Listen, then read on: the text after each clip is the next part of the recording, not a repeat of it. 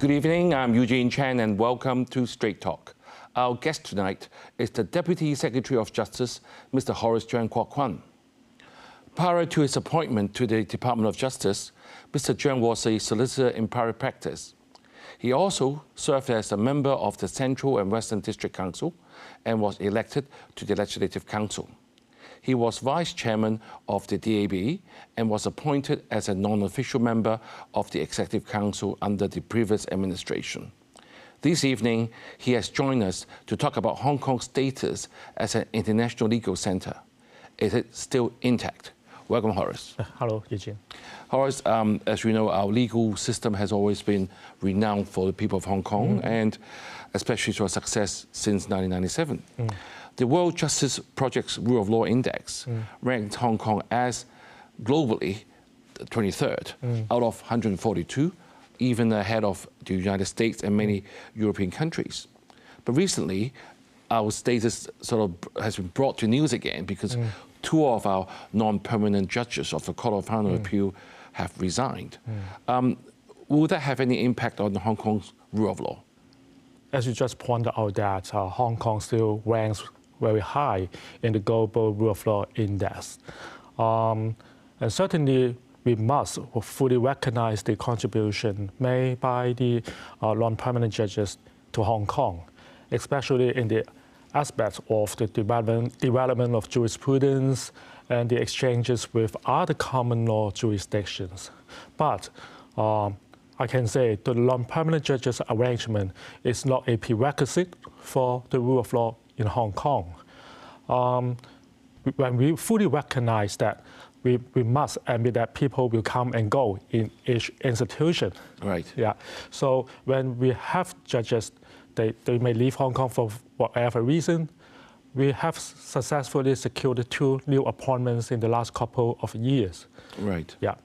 Right. So, Horace, I think for the benefit of the viewers, maybe not too many people have realized that since 1997, actually under the Basic Law, that actually we have, under Article 92, that we actually have recruit judges from other jurisdiction, as you said, and as to support our Chief Justice. Maybe you can tell the viewers, how does this Court of Final Appeal work? How many of this non-permanent judge that we need? And we also have something called the permanent judge too, right? Yeah, certainly I will say this is a very unique characteristics of the Hong Kong judiciary that our Court of Final Appeal, we have the arrangement of non-permanent judges. We now have a panel of non-permanent judges, and for every case in the Court of Final Appeal, it will be heard by a full court of 5 judges, among which one of them will be non-permanent judges. Right. Yeah. So each time when the Court of Final Appeal have a hearing, they will invite a non-permanent judge to sit in, so that the judges, the non-permanent judge, they can give his wills, especially the wills from the other common law jurisdiction. That is the system as guaranteed under the provisions of the Basic Law, as you rightly point out. We enjoy the advantages of this arrangement, and there's no reason to change it. Right. Just now when you talk about the non-permanent judges, are they all from overseas, or do we have Hong Kong judges as well? Actually, some of them may come from overseas, but there are other non-permanent judges locally, mainly from the retired judges in the local court. Right. Just now you mentioned that people come and go is very common, and I believe we have now 8 non-local, non-permanent judges are from overseas. Where are they from? They come from many different common law jurisdictions, such as UK, Canada, and Australia. Right. But certainly we welcome all eminent judges from all other from common law jurisdictions all over the world. So we would not rule out that we can invite other eminent judges from other common law jurisdictions. Right. I read that other places who also practice common law, New Zealand, South Africa, Ireland, India, Pakistan. So we will not rule out every possibility.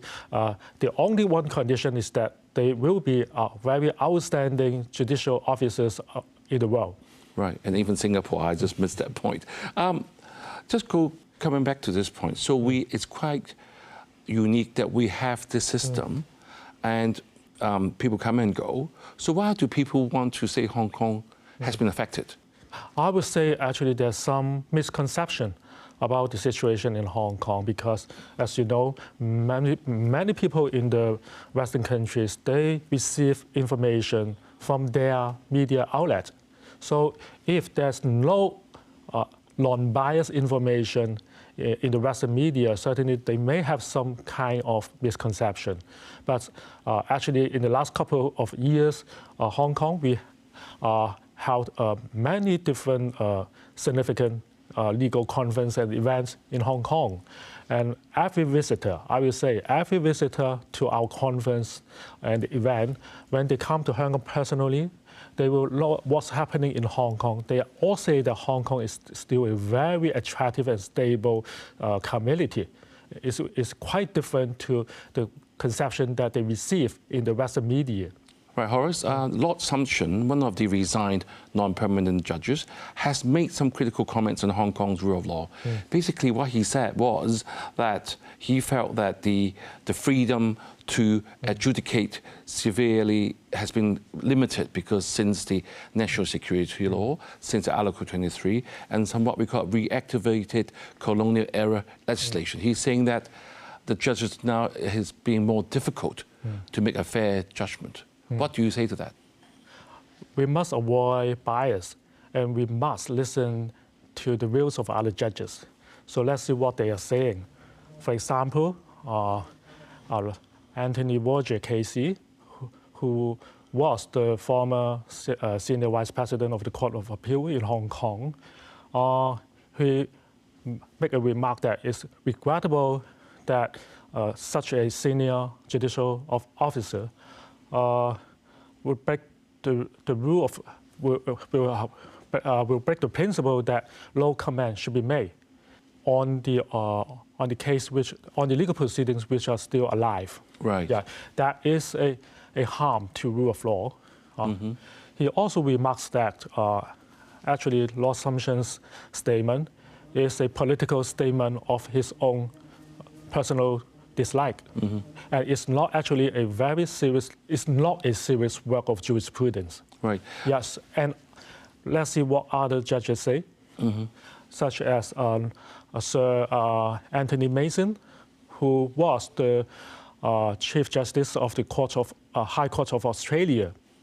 He fully recognized the non-permanent judge arrangement in Hong Kong, and he fully endorsed the views of the non-permanent judges who still remain in Hong Kong.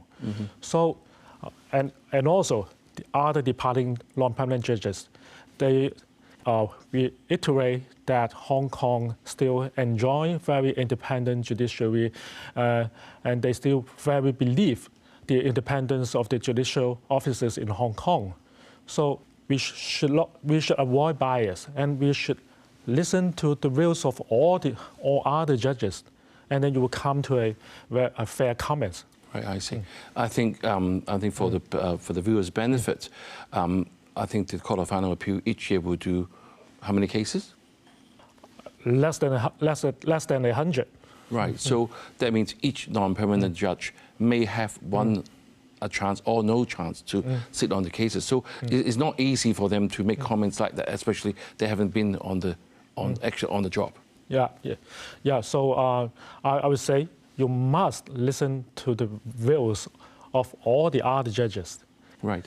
And actually, one of our executive council member, Ronnie Tong, has said that this non-permanent judge present is very much like a perception for the people, because nowadays, when our Court of Final Appeal has been quite mature after 27 years, maybe it's time for us to revisit this whole arrangement. What's your view on that? As I mentioned before, actually this non-permanent judge arrangement is guaranteed under the provisions of our basic law. And actually, Hong Kong takes advantages of this arrangement. And there's no reason why we have to change it. Right. Yeah, we will still keep this this arrangement in Hong Kong judiciary, but certainly it doesn't mean that we will not do other things to reinforce our rule of law. Right. Yeah. Okay, just before we go to the break, one area that I'm sure many people will be worried that because in the last few years you hear about our government officials being sanctioned and even some of our prosecutors. And you being new to the job, are you worried that you're being sanctioned by other countries? Because there's already been proposed imposition of visa restriction on Hong Kong officials by the US Department of State. I think many people know that the United States use sanctions as a weapon to threaten anyone they dislike. So the latest example is the fact that the House of Representatives of the United States passed an act to ask for sanctions against the International Criminal Court. Right. So, so you must know that they use this as a weapon, but I'm a government officer to the Hong Kong government. Actually, as government officers, we are serving Hong Kong. We are serving our own country. We should not bend to other foreign government, especially when it is harmful to the national security of our country. The United States has always been contradictory. As you can see, two presidential candidates embrace tip talk, which they all along claim harmful to their national security. So what we can do is just do what we are doing, which we consider a right thing. We should not bend to the other foreign power. Right. So in short, are you worried? No. Thank you. Let's take a break now, but viewers, stay tuned. We will be right back.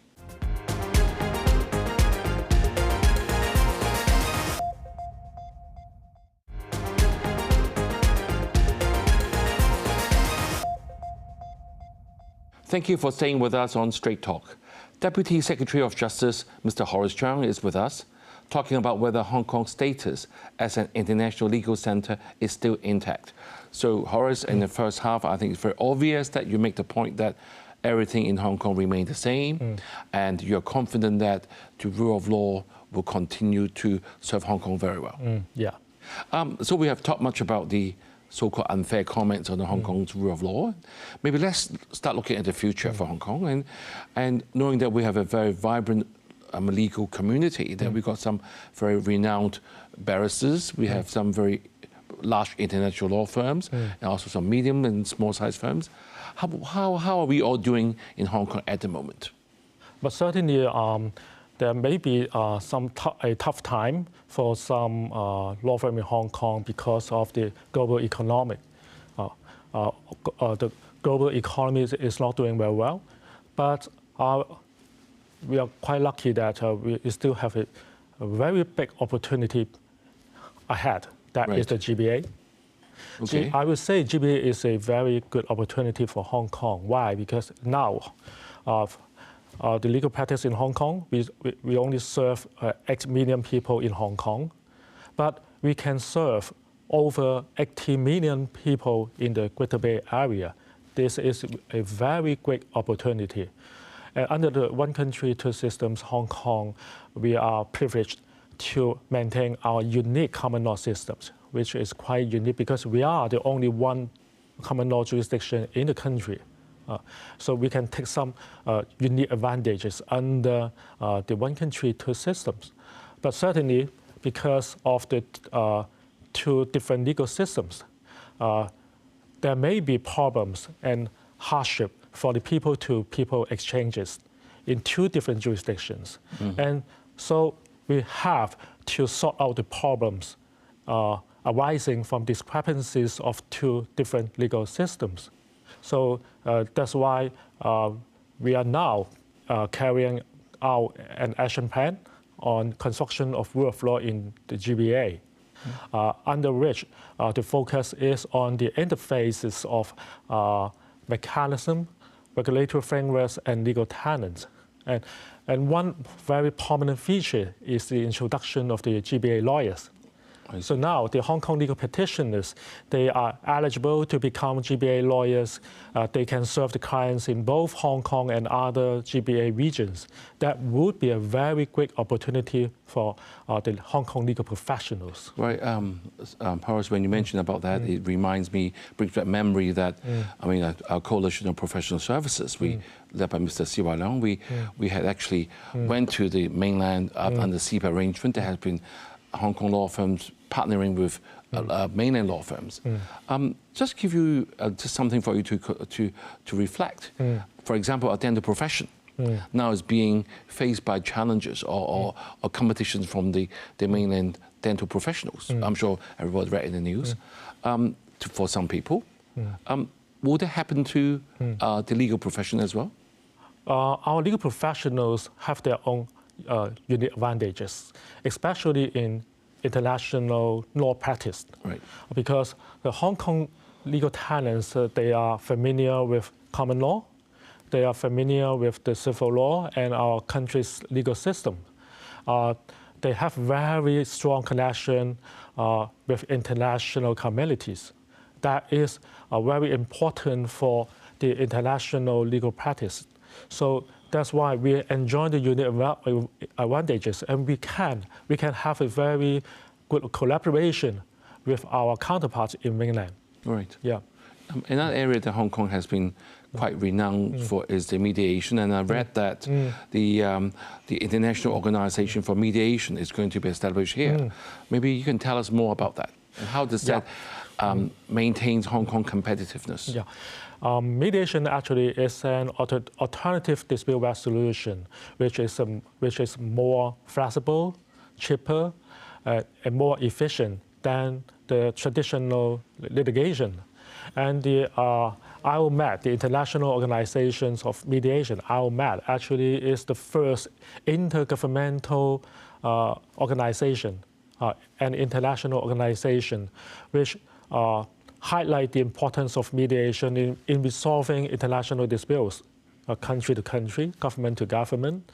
So we are quite lucky that the IOMED is the first international legal organization headquartered in Hong Kong.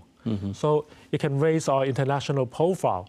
It can reinforce the status of Hong Kong as an international legal and dispute resolution services in the Asia-Pacific region. Yeah, and this IOMED, we have chosen the old Wan Chai police station as the headquarters for the IOMED, and it is expected that the headquarters will be ready by the end of next year. Right. For the early commencement of the operation. Right. So, Secretary, we know since we're talking about Hong Kong's competitiveness, I realized that, or understand you were in Xinjiang recently for the 8th China Eurasia Expo. You only just coming back a few days ago. So what is the significance of that event, and especially how is that going to help our legal profession? Xinjiang actually is a very important node in the Belt and Road Initiative, and it connects our country to the Eurasia regions, especially in building up a very close ties with the neighboring countries.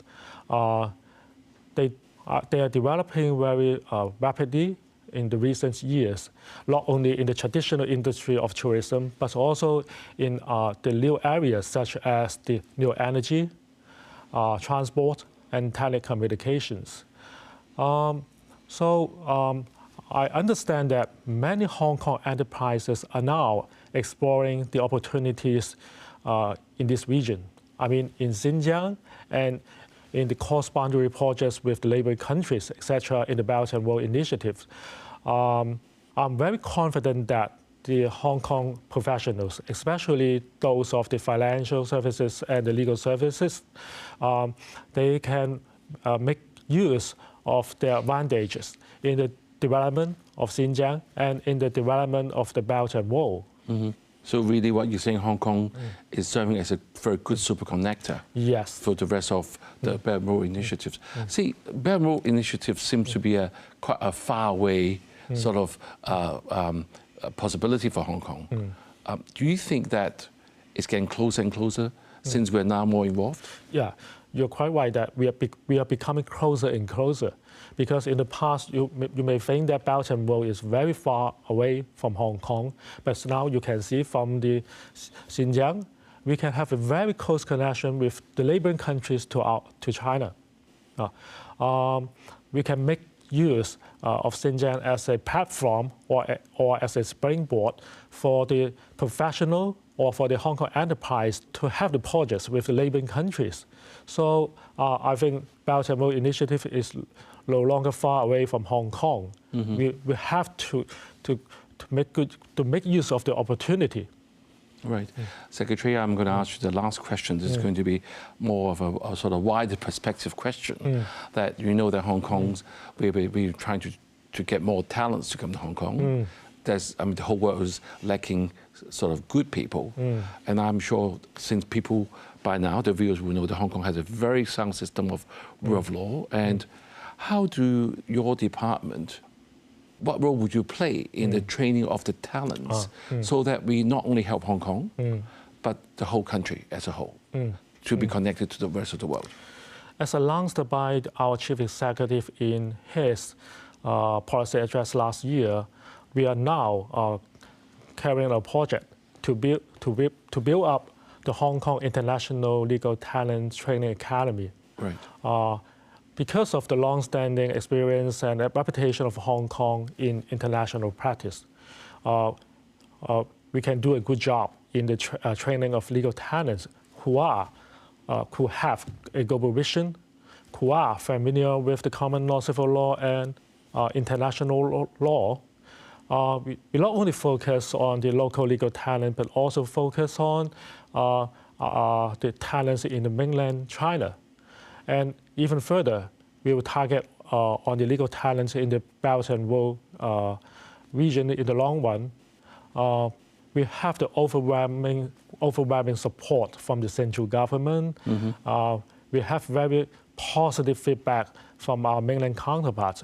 And we have confidence that we can train up the legal talents for Hong Kong and for our country and for the Belt and Road region. Horace, quick answer from you. Being a solicitor, we know that we have a few law schools in Hong Kong. There have been some talks of not enough work for the junior lawyers. With what's happening, will you recommend our youngsters to get into the legal profession? Yeah, it's still a very good profession because, as I mentioned, GBA is a very big platform for the legal professional in Hong Kong, especially the young legal profession. So don't miss the opportunity. Right, thank you, Horace. It is reassuring to know that the Department of Justice continues to uphold the integrity and independence of Hong Kong's legal framework so that our status as an international legal centre remains intact. This is intact vital for our city's future. Have a good evening and see you next week.